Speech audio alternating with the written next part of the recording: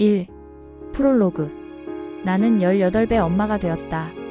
29에 내 엄마는 딸 셋 남기고 세상을 떠났다. 그 나이를 훌쩍 넘기고 나서야 나는 그 나이에 엄마를 이해하게 되었다. 그때 나는 왜 엄마가 그렇게 조용했는지, 왜 늘 무표정하게 하루를 살아냈는지 그제야 조금 알 것 같았다. 엄마는 늘 말했다. 살면 사라져. 그 말이 무심하게 들렸던 그 시절, 나는 그 뜻을 몰랐다. 사라지는 삶이 얼마나 끈질기고 또 얼마나 눈부신 건지. 내 인생엔 화려한 순간이 없었다. 누군가는 내 삶을 보고 저렇게도 사는구나 하고 말하겠지. 하지만 나는 안다. 이건 그렇게 사는 게 아니라 이렇게 살아낸 삶이라는 걸. 나는 애순이다. 오애순. 평범한 이름, 평범한 얼굴, 그리고 지독히도 평범한 인생을 살아낸 사람. 그런데 참 신기하지.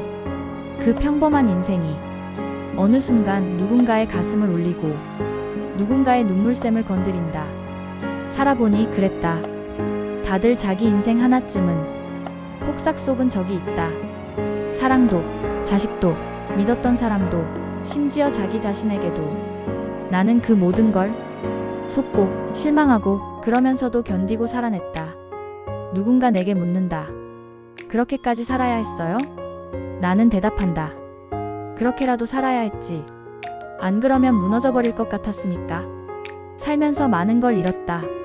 내 시간, 내 이름, 내 마음. 그러다 어느 날 거울을 봤다. 거기엔 오해순도 없고 문학소녀도 없고 그저 새 아이 엄마만 남아있었다.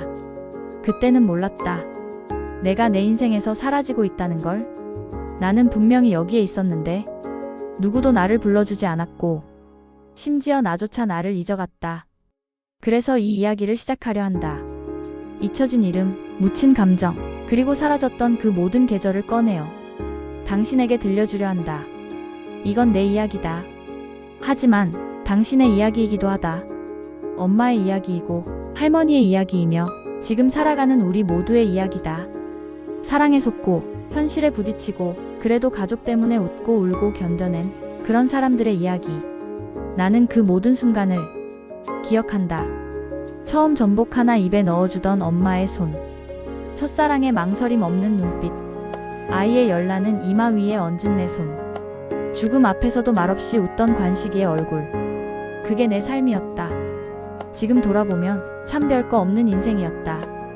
근데 그 별거 없는 인생이 어디에 내놓아도 부끄럽지 않은 진짜 삶이었다. 사람들은 늘 화려한 것만 꿈꾼다. 하지만 나는 말하고 싶다. 빛나는 건 고요한 날 속에 숨어 있다.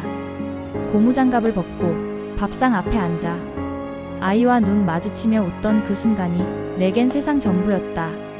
그럼에도 불구하고 나는 오늘도 사라진다. 그리고 이 이야기를 듣는 당신도 아마 그렇게 사라지고 있을 것이다. 그러니 지금 이 계절이 조금 낯설고 조금 외롭고 조금 고단하더라도 괜찮다.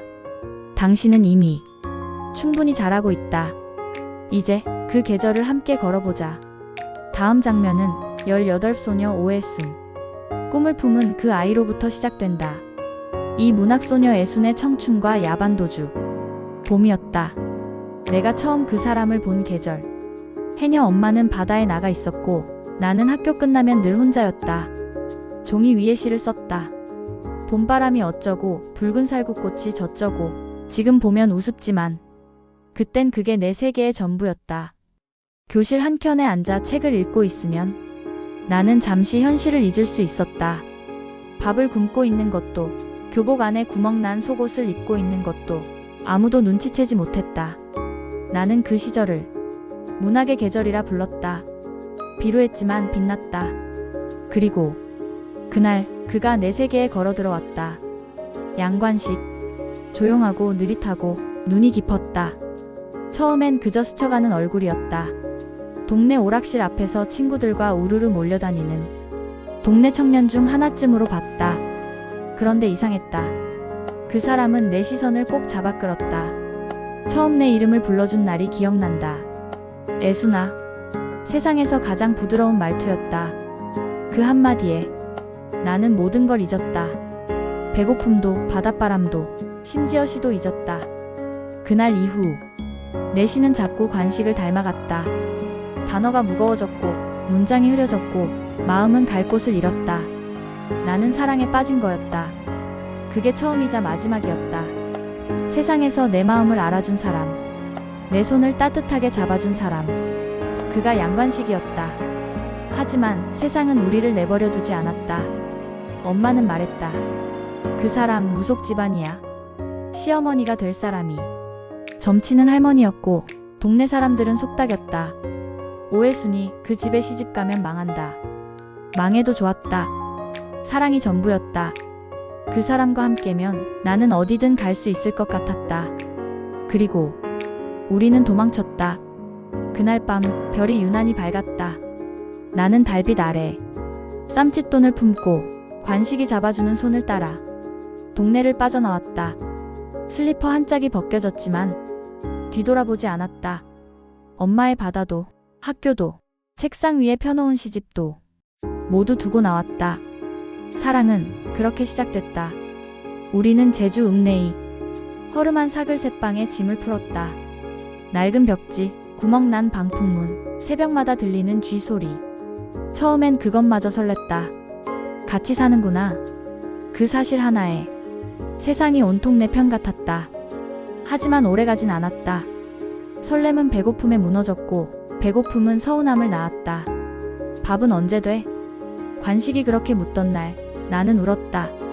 나는 사랑 하나 믿고 도망쳤는데 세상은 사랑만으론 살 수 없다는 걸 너무 빨리 알려줬다. 그 무렵 시어머니가 찾아왔다. 문 앞에서 한참을 노려보더니 딱 한마디만 했다. 당장 따라와. 내 며느리는 그리 살지 않는다. 나는 따라갔다. 관식도 따라왔다.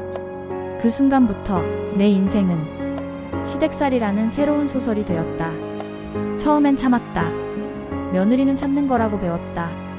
관식이 웃으며 내 어깨를 토닥이면 그것만으로 버틸 수 있을 것 같았다.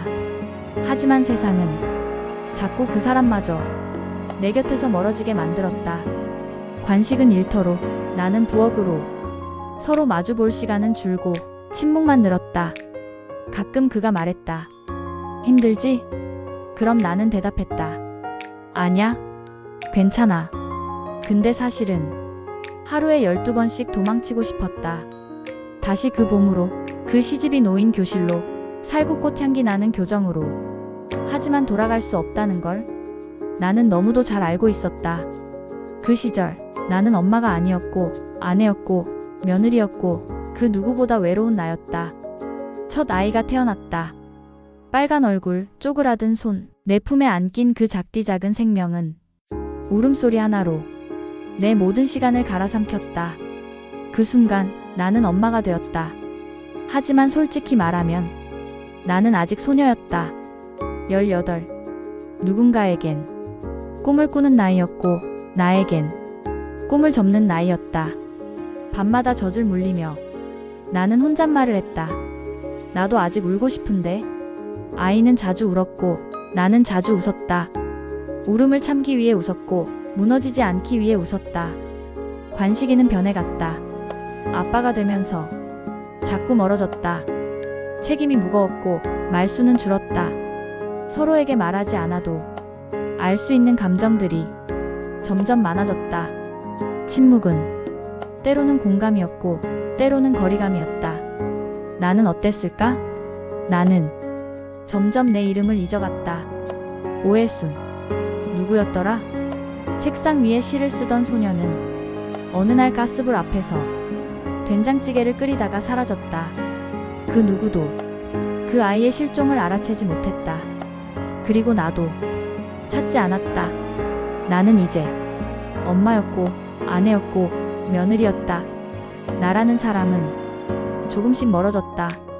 그러던 어느 날 아이를 재우고 베란다에 앉아있던 밤이었다. 바람이 분다. 살결을 스치는 바람결이 나직었다. 그때 문득 내가 문학소녀였다는 걸 떠올렸다. 종이에 끄적였던 시 구절들, 살구꽃 아래 걷던 길, 관식이의 첫 애수나. 눈물이 났다. 소리 없이 흘렀다. 그리운 건 사람만이 아니었다. 내 안에 있었던 잊혀진 나, 사라진 꿈, 그게 그리웠다. 그날 나는 처음으로 아이를 안고 말했다. 엄마가 내 인생을 다 걸었지만 사실 엄마한테도 인생이 있었단다. 그 말이 아무 의미 없다는 듯 아이는 자고 있었다. 하지만 그 밤 나는 조용히 문학소녀에게 인사를 건넸다. 잘 가, 애순아. 이제 나는 진짜 어른이 되어야 할 것 같아. 30살이 새아이의 엄마가 된 애순의 현실. 그 집에는 문턱이 없었다. 대신 말에 가시가 있었다. 며느리는 시집에 복이여. 사랑만 믿고 따라온 거냐?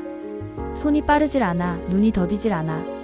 하루에도 12번쯤 내 존재가 시험받았다. 숨을 쉬는 것도 조심스러웠고 발소리마저 낮춰야 했다.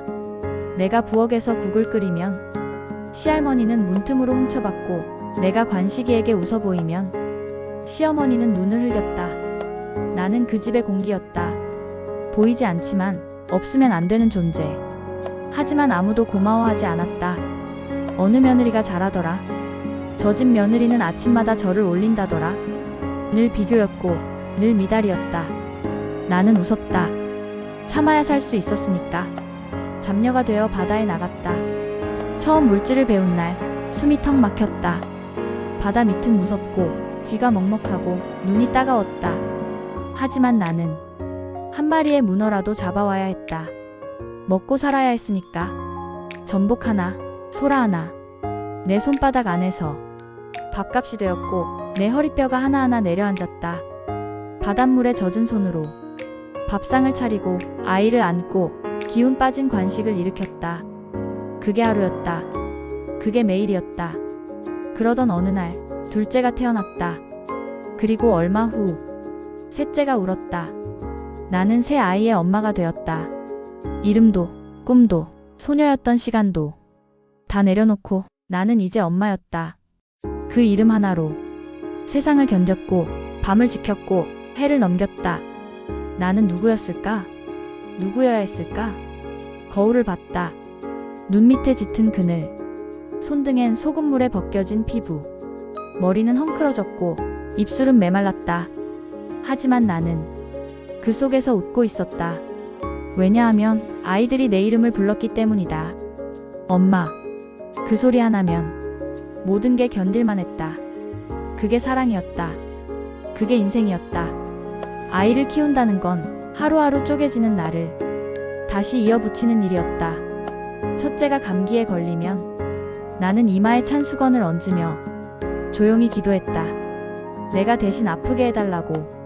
둘째가 자지러지게 울면 나는 허리를 펴지도 못한 채 밤새 안고 흔들었다. 괜찮아, 괜찮아, 엄마 여기 있어. 셋째는 베넷머리 냄새가 참 좋았다. 힘든 날에도 그 냄새를 맡으면 세상이 조금 덜 아팠다. 관식이는 일을 나갔다. 말이 없었다. 고단한 얼굴로 돌아와 말없이 밥을 먹었다. 우린 서로 애써 아무 말도 하지 않았다. 말이 많아지면 눈물이 먼저 나올 것 같아서였다. 살림은 늘 빠듯했다. 쌀은 저울로 달아야 했고 고기 반찬은 명절에만 올라왔다. 옆집 며느리가 새 옷을 입고 나가는 걸 보며 나는 부엌에서 다해진 앞치마 끈을 조였다. 그래도 내 아이들 앞에선 나는 웃었다. 엄마, 오늘 반찬 뭐야? 비밀이야. 엄마표 요리 중 제일 맛있는 거. 정말 맛있었는지는 모르겠다. 하지만 그 아이들은 정말 맛있다는 듯이 먹어주었다. 그게 내 세상이었다. 어느 날 시어머니가 말했다. 내가 이 집 살림 미천이다. 그 말이 칭찬이었을까? 나는 도무지 알 수 없었다. 내가 미천이면 내 삶은 어디에 있나? 나는 가끔 식탁을 차리며 상상했다. 이 식탁을 엎어버리고 싶다고. 사랑 하나 믿고 도망쳤던 그 봄으로 돌아가고 싶다고. 하지만 내 아이들이 내 옆에 앉아 있었다. 그 눈동자들이 나를 바라보고 있었다. 그래서 나는 다시 국을 퍼 담았다. 밥을 눌러 담았다. 그리고 마음속에 말았다. 나는 엄마다. 엄마라는 이름은 누가 만들어준 게 아니었다. 그건 내가 스스로 만들어낸 것이다. 울고 싶을 때 참았고, 도망치고 싶을 때 버텼고, 혼자일 때도 누군가를 안았고, 그래서 나는 엄마였다. 그리고 나는 엄마로서 하루하루를 살아냈다. 아무도 기억하지 않을지도 모르는 그 조용한 날들을. 하지만 나는 안다. 그 날들이 나를 만들었다. 나를 오해순에서 엄마로 바꾼 날들이다. 이건 시작에 불과합니다. 눈물 많은 중년 애순과 관식의 이야기는 다음 편에서 더 깊어집니다. 구독하고 그들의 결혼 그리고 상처를 함께 따라가 주세요.